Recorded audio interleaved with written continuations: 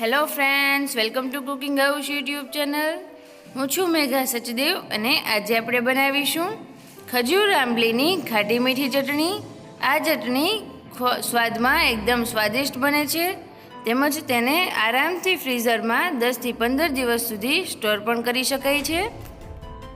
ખજૂર આંબલીની ખાટી મીઠી ચટણી તમે કોઈ પણ ભેળ, દાબેલી કે સેન્ડવિચ જોડે ખાઈ શકો છો. તો ચલો હવે તેની રેસીપી જોઈ લઈએ. રેસીપી જોઈતા પહેલાં જો તમે હજુ સુધી કુકિંગ હાઉસ યુટ્યુબ ચેનલને સબસ્ક્રાઈબ ના કરી હોય તો જલ્દીથી કરી અને બેલ આઇકન પ્રેસ કરી દો, જેથી કરી અને તમને નોટિફિકેશન મળતી રહે.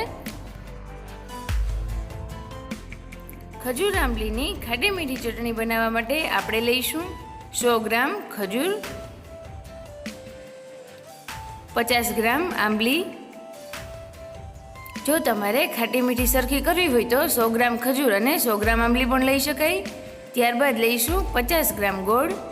ત્યારબાદ મસાલાઓમાં લઈશું નમક, મરચું પાવડર, ધાણા જીરું અને ગરમ મસાલો, જે આપણે સ્વાદ પ્રમાણે એડ કરીશું.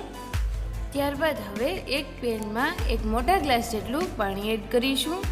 પાણીને આપણે ગરમ કરવાનું છે પહેલાં. તો હવે તમે જોઈ શકો છો આપણું પાણી એકદમ સારી રીતે ગરમ થઈ ગયું છે. ત્યારબાદ હવે ગરમ પાણીમાં એડ કરીશું લીધેલો બધો જ ખજૂર આપણે એકી જોડે એડ કરી દઈશું. હવે તે પાણીમાં ડૂબે એ રીતે તેને પાથરી દેવો. ત્યારબાદ તેમાં આંબલી એડ કરીશું. જો તમને ખટાશ વધારે પસંદ હોય તો આંબલી વધારે પણ એડ કરી શકાય. ત્યારબાદ એડ કરી દઈશું ગોળ.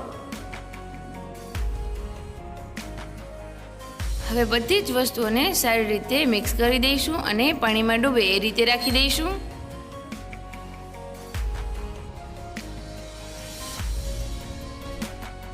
ત્યારબાદ હવે તેને ગેસની સ્લો ટુ મીડિયમ ફ્લેમ પર ધીમે ધીમે હલાવતા રહી અને ધીમે ધીમે પાકવા દઈશું. ત્યારબાદ હવે તેમાં મસાલાઓ કરી લઈશું. તેના માટે એડ કરીશું 1 ચમચી નમક, 1 ચમચી લાલ મરચું પાવડર, અડધી ચમચી ગરમ મસાલો, 2 ચમચી ધાણા જીરું. બધા જ મસાલાઓ ખૂબ જ સારી રીતે મિક્સ કરતા જઈશું. મસાલાઓ ખજૂર આંબલી ઉકળતા હોય ત્યારે જ એડ કરવા, જેથી કરી અને તે તેમાં ખૂબ જ સારી રીતે ભળી જશે. જો ઉપરથી એડ કર્યા હશે તો તેનો ટેસ્ટ અલગ જ તરી આવશે. તો મસાલાઓ અંદર જ એડ કરી દેવા. ત્યારબાદ હવે તેને ધીમે ધીમે ઉકળવા દઈશું. જો તમારી પાસે વધારે સમય ના હોય તો કુકરની 2 થી 3 વિસલ વાગે ત્યાં સુધી તેમાં કૂક થવા દેવું. હવે તેનું ઢાંકણ ઢાંકી અને કૂક થવા દઈશું. તો તમે જોઈ શકો છો આપણા ખજૂર આંબલી ખૂબ જ સારી રીતે કૂક થઈ ગયા છે અને તેનો કલર પણ ચેન્જ થવા લાગ્યો છે.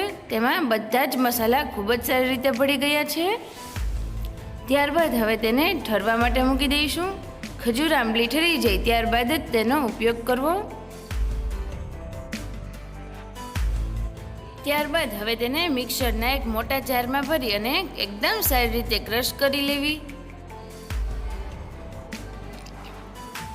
ત્યારબાદ હવે તેને એક બાઉલ લઈશું. ત્યારબાદ તેની ઉપર એક મોટી ગરણી રાખી દઈશું અને આપણે ચટણીને ખૂબ જ સારી રીતે ગાળી લઈશું. જો તમારે આ પ્રોસેસ અવોઇડ કરવી હોય તો અવોઇડ પણ કરી શકાય. જો તમારે ચટણીને ગાળ્યા વગર જ ઉપયોગ કરવો હોય તો એવી રીતે પણ કરી શકાય.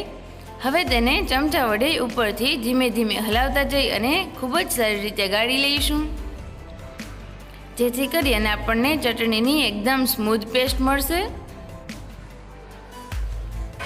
આ ચટણી માત્ર સેન્ડવિચ જોડે જ સારી નથી લાગતી, પરંતુ ભજીયા હોય કે પરાઠા તેની જોડે આપણે ઇઝીલી આ ચટણી ખાઈ શકીએ છીએ.